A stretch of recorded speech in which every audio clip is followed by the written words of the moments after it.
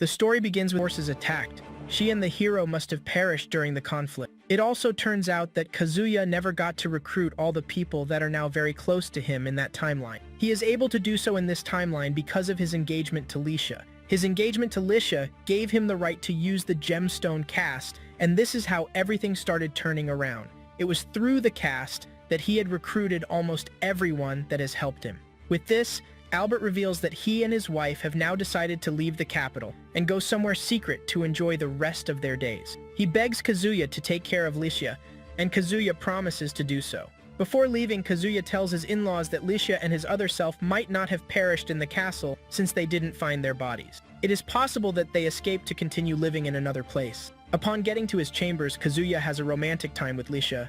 He then tells Lisha that he loves her and would like to marry her now. The duo hugs each other as fireworks go off in the background to signal the start of the new year. Later on, Kazuya gathers his friends, fiancés, and associates to thank them for always being by his side.